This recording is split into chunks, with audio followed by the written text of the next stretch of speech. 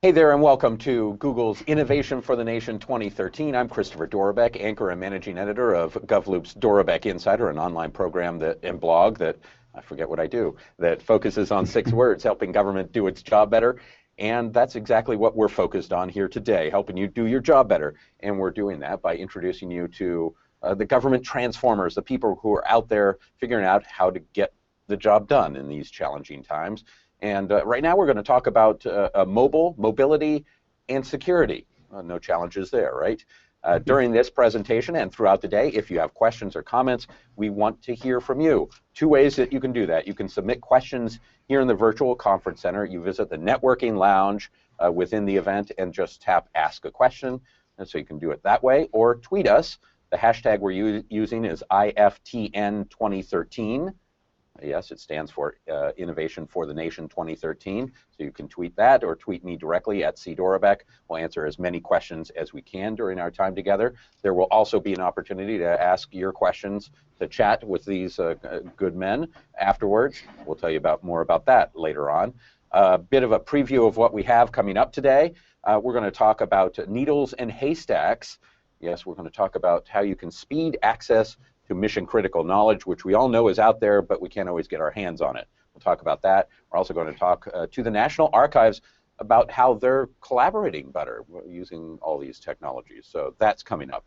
And of course, if you miss any of these discussions, they will be available on demand on the Google Federal YouTube page. And we'll also, if you register, you'll get a link, and we'll tell you how you can do that. But let's talk about mobility, and security. Let me introduce. Ian Kelly is with Google, and Mark Williams is Director of Government Solutions for AirWatch. Mark, let's start with you and talk a little bit about this mobile and security. People hear these terms, and frankly, they start to break out into a flop sweat. This is one of the big challenges that I think they have these days, isn't it? Absolutely, Chris, and thanks for having us on today. I guess what we call it sometimes, or you hear customers call it, is an unmanaged mobile network is death by 1,000 cuts. So you run into all of the granular functionality that you may need to manage if you're using a mobile device management solution. So you can do an end-to-end all the way from device enrollment throughout the life cycle and manage all of the functionality that's in between, and then ultimately decommission the device and presumably, depending on the sensitivity of the data, have all of that data wiped or have just the enterprise or government data wiped, depending on how your policy is set. So, Ian, talk a little bit about mobile and security and what it means in a Google framework. Yeah, sure. So Google has a little bit of a strange take on life. We have hundreds of millions of users out there, and our enterprise division has really been working on bringing consumer technology to the enterprise. And nowhere are we seeing more of this kind of ways of securing the data and bring this information to the forefront than through devices like the Android framework. Right? It's looking at ways to take kind of concepts that people are used to in their daily life, and then being able to bring them forward, bring them to work, and make them an honest-to-God, secure solution to perform the tasks they need to perform at work. It goes a little bit further than that to me, though, because it's not just, can you play Angry Birds in the device? It's, can we drive innovation? Can we drive new technologies? Can we give census workers maps in the field that enable them to more effectively carry out their job? Can we equip law enforcement agencies with tools and devices that can actually make their agents more successful, safer in the field, all that type of behavior? And so Google's mission on this really is to bring kind of the cutting-edge technology to places like the federal government to enable their workers to be more productive and more innovative. And Chris, let me expand on that a little bit and say, first of all, I agree with everything that Ian said there. And I'd like to ask Ian to comment too, because I think on this addition, because I think that Google has a good story here, in that the government in particular has a lot of security certifications in place. So they're fundamentally HSPD 12, the presidential directive, and then you have the National Institute of Standards, FIPS security certifications. And so I know that Google has addressed those at the device level. And then you move even further to cloud-based security certifications, and you see the government now is moving toward FedRAMP and FISMA certifications in the cloud. and even further with DoD with the Secure Technical Implementation Guide. So, Ian, can you comment on where you are with those? Yeah, absolutely. So I guess, geez, about 3.5 years ago, Google Apps received the first kind of cloud-based FISMA ANA to operate, right? And it was kind of, before that I was thought, could you really accredit a cloud-based solution? Well, we looked at that and said, we think we can. We think there's tremendous value. We've seen huge agencies like GSA, NOAA, Department of Interior, go Google, right? Moving their core collaboration email capabilities onto the Google infrastructure. And they're taking advantage of the cloud technologies and the behind-the-scenes technologies that Google already employs to secure the data. And what we're seeing now is kind of the next wave of this, is people understanding that Google can secure the data in the data centers and in this kind of cloud environment. Then the next question is how do we get that information to the edge, right? And that's why it's been great to work with people like AirWatch to say, can we provide people a real mobility solution that gives them productive, real-time access to the data in a form that makes them better able to accomplish their tasks, right? It's not worrying about just pure messaging. It's all of the amazing new things they can do. Mark, I want to talk a little bit about, because I've seen a bunch of stories now talking about agencies thinking about a world post-Blackberry because of all the stuff Blackberry is going through. But given what Ian said, can you explain a little bit about what AirWatch does? What's your role here? Yeah, so I'm Director of Government Solutions here at AirWatch, and we're the largest vendor in the enterprise mobility management space, which is also probably better known as mobile device management. And in that role, what we've been able, mobility is a good place to be, I should say, right now. So I started with the company 2.5 years ago. We had 120 employees, and now we have 1,500, and we continue to grow at a pace to meet customer growth. So we're at about 9,000 enterprises under contract. So in that space, what we see is all of the enterprises, government and commercial, are interested right now in how they're going to manage their mobility networks, manage and secure those. A lot of them are taking their lead from what they see the government doing. So we're closely collaborating with Google and the Android developers to meet all of those specifications that Ian just went through and that I sort of prompted for different types of FIPS, FISMA, and FedRAMP certifications. So is this securing the data as it gets into the mobile device? Is it being able to wipe the device if and when it gets lost? Is it all of these things and more? Yeah, so it's all of those things and many, many more. So that's a good question, or really a couple different directions we can go from there. But fundamentally, Google and the Android team have been able to work with the National Institute of Standards to build device-level security using FIPS certified encryption for data at rest and data in transit. So they have the device-level encryption covered. And then from an AirWatch perspective, you can enhance that if you want to encrypt the email container, for example, with an additional layer of AES 256 FIPS certified encryption. You can also do that for content management. You can wrap the application catalog in FIPS encryption. Then you have a multi-layered encryption approach, which I'll put that back to Ian too, is what are you seeing from a cybersecurity specialist perspective? It seems that what we're seeing is that they do like to see layered security, because if one layer is breached, then it's usually detected, and prior to any data loss, before breaching the second layer, they can resolve it.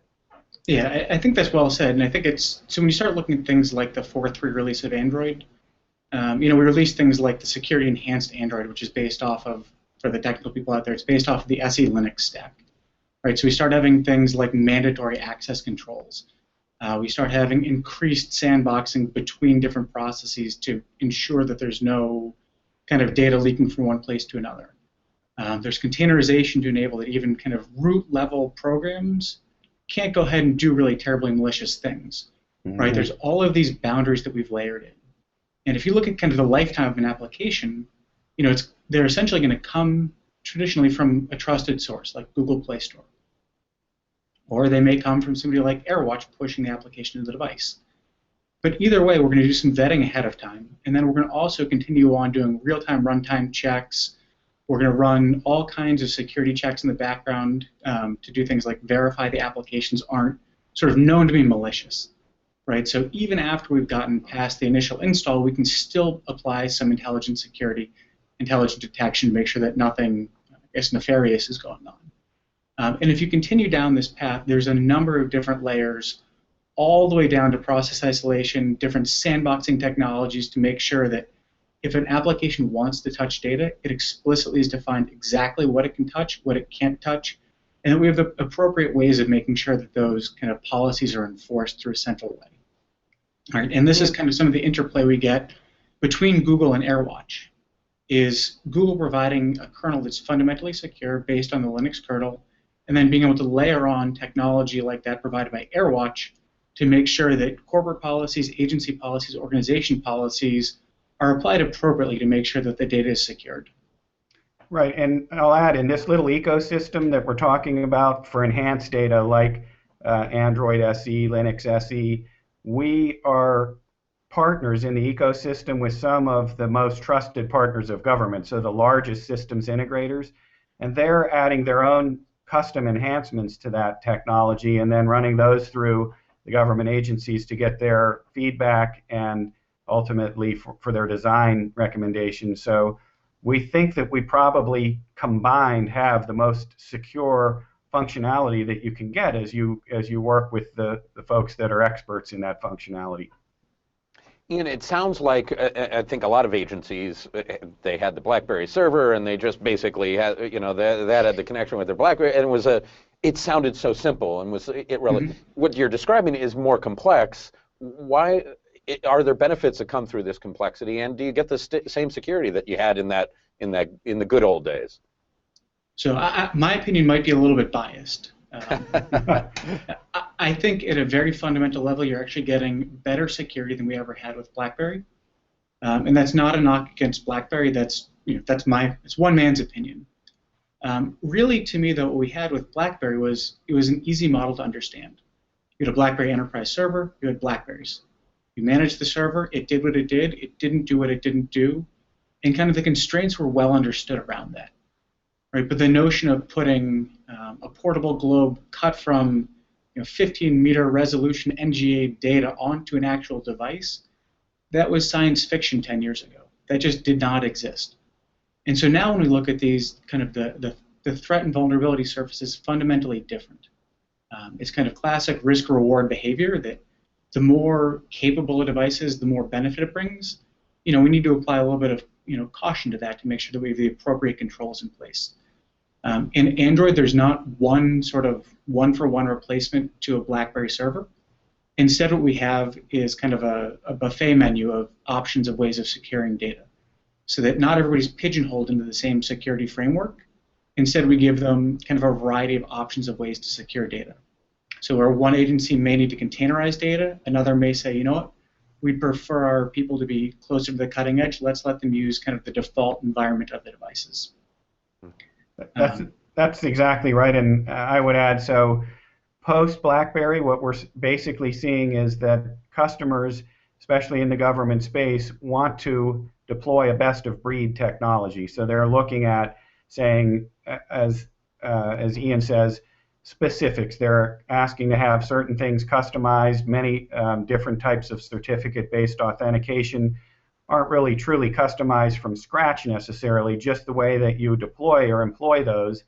And so we have everything from the gamut of energy infrastructure companies like the big petroleum companies that have developed their own passwordless type of authentication to very security-intensive groups within the military that are doing derived credentials and all kinds of different inventive things, all of which are customizable via the MDM, and if they're not, that's what we go back to the Android developers with and say, let's talk together with this customer and see if we can customize it.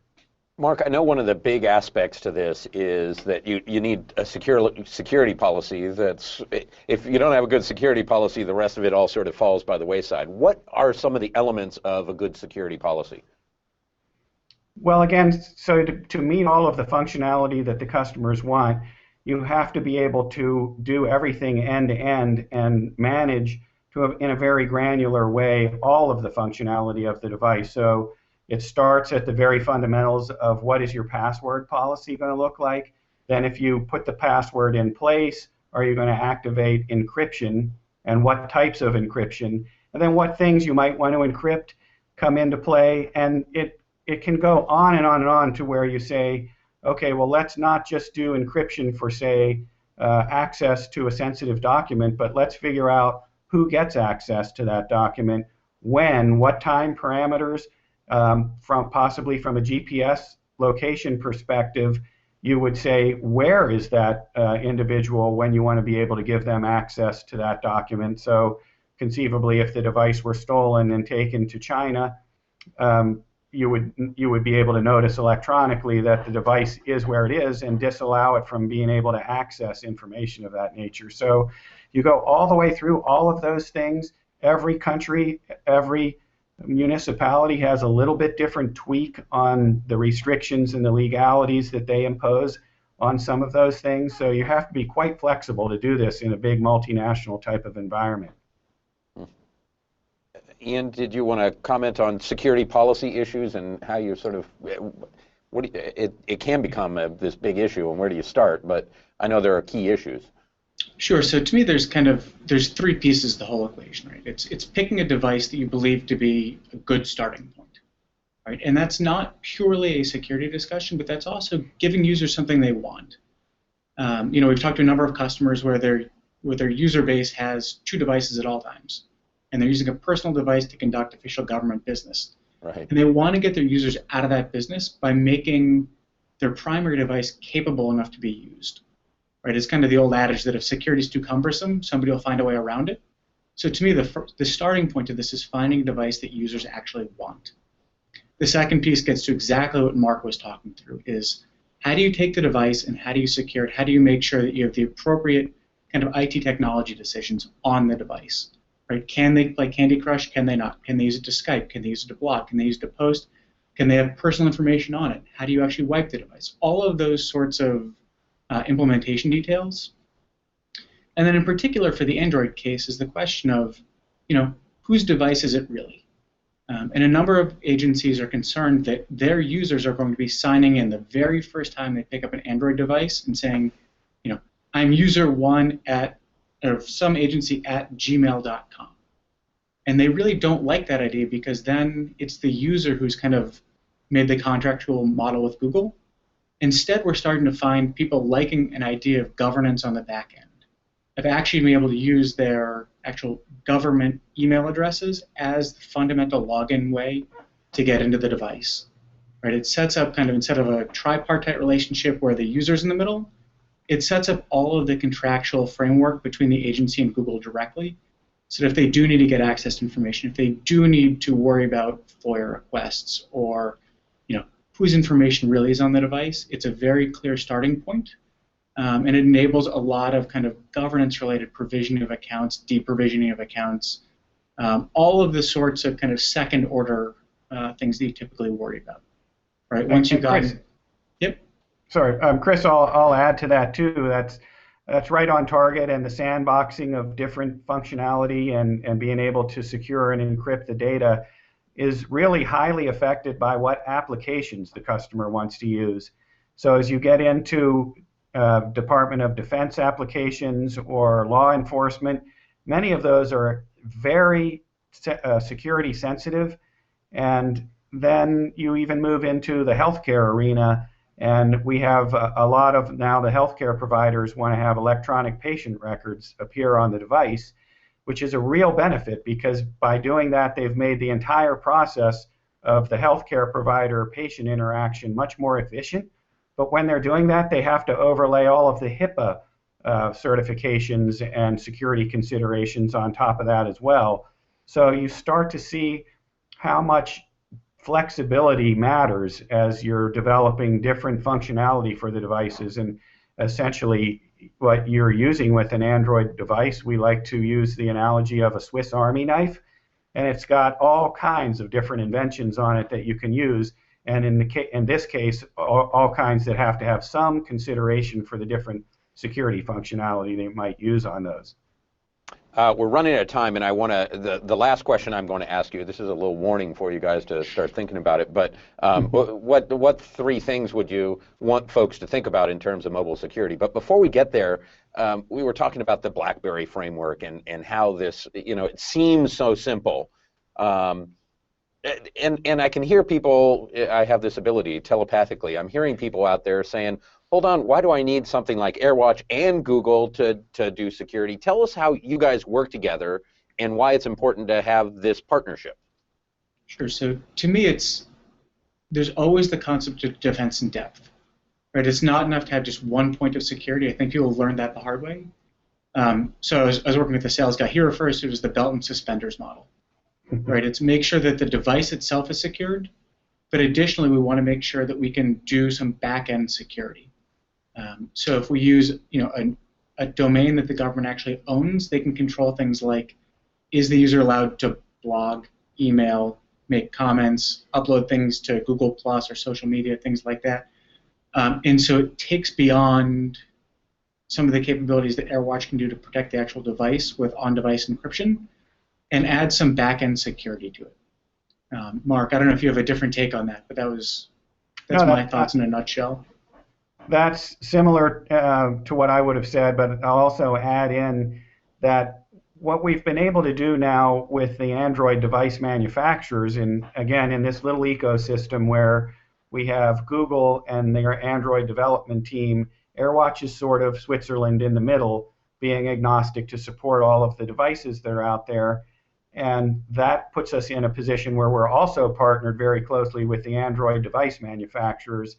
So what you saw a couple of years ago with the belt and suspenders analogy and the way things were, you could only secure a certain amount of things, and there were just a few. So you could manage passwords, you could wipe a device if it were lost or stolen.